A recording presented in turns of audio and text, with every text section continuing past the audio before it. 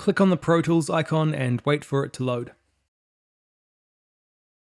A box appears and you've got 3 tabs to the right of the box: Create, Recent, and Projects. Create is for new sessions, Recent is for sessions you've recently opened, and Project will have any cloud-based projects you have, where you sign in the top right corner for that. In the Create tab, choose your project type. The session option means it's local or on your computer or drive. The project means it's on a cloud, which you might use to collaborate. Name your session. Make it unique and specific so you can locate it easily later on.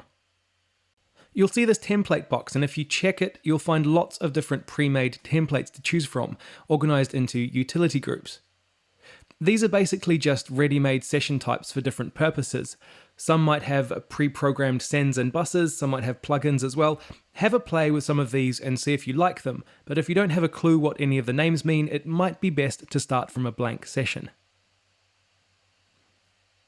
Now choose your file type here. I usually go for WAV because it's a more widely accepted format. Choose your sample rate here, the options for which will depend on your hardware if you have any.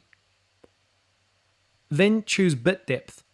I'll get into sample rate and bit depth specifically in another video, but for now just know that the standard is usually at least 24-bit.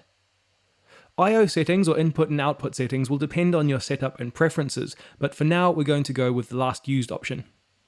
Here is a box where you can select interleaved for your stereo files, so you can have interleaved stereo or multiple mono.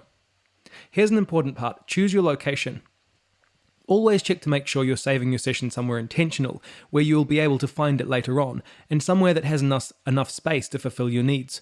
Usually I save to an external drive. Hit create and your session will open.